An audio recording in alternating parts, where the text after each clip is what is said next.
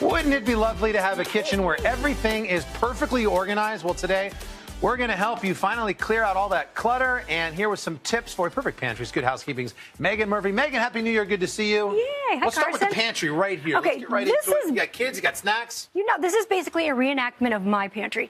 And the first thing is clear containers, clear storage. You need to be able to see your food. Yep. If you can't see your food, you can't eat your food. You don't know what you have. Just like buy a big bag of goldfish, but then immediately transfer it. Immediately transfer it. And these are airtight. This was a game changer in my house, these cereal containers from OXO, because the kids can pour their own cereal without making a hot mess. Wow, these are great too. And reseal it. So you know how you open it, the bag is ripped. You don't.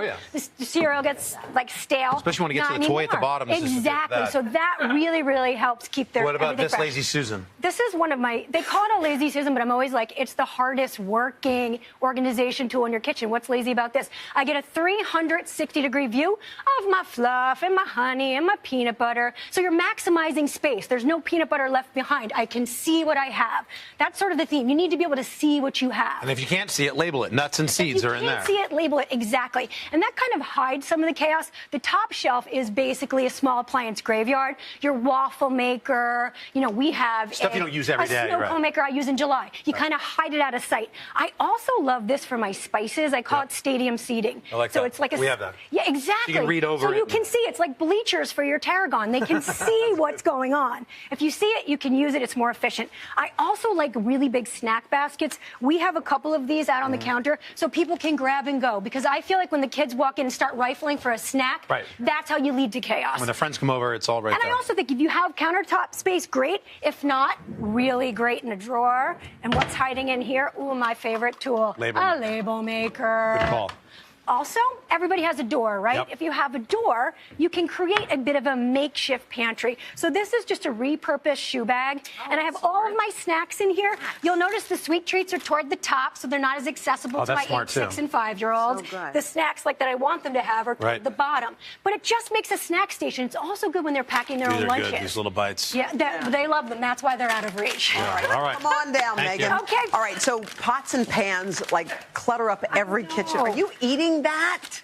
What? So that is so What? What?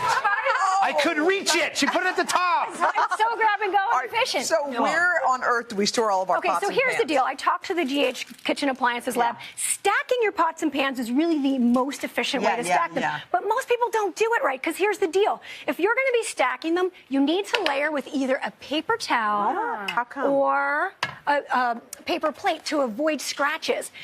The truth is, the shelf life on pots and pans is only about 5 years. So once this starts to flake and pit and scratch, you do want to toss them. But also take an inventory. If you haven't used it since you registered for it for your wedding, get rid of it. Crepe maker. Yeah, Or you put it in the graveyard for small appliances, right?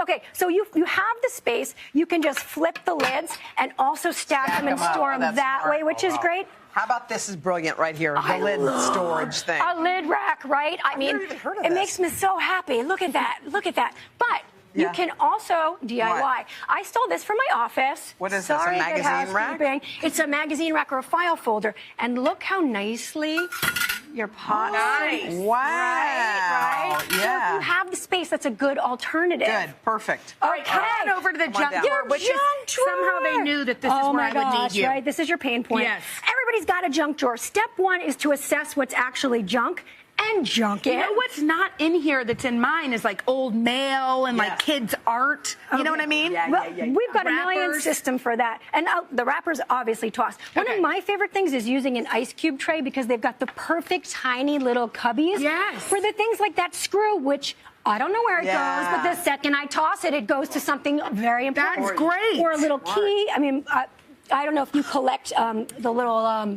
box tops for school. Yes. We stash them in there. And I also like repurposing containers you have around the house, like a little tray or a little loose or miscellaneous cups and bowls, and using them as a little stash spot for some of the treasures. I like how organized this is. Right? Yes. I have one favorite little trick. Yes, do and it. that is, I always have a ton of bags around the house from the grocery store, the dry cleaner.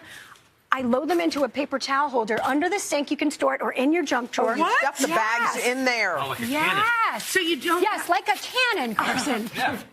But you just stuff them in there, and then you can reuse them. I use them for the dog, perhaps. But you can also bring them back to the recycling. Most grocery stores accept bags for recycling. You know what else? They're good for dirty diapers. Okay, thank you so much for Orgy. As we need it. We'll be back right after this with more.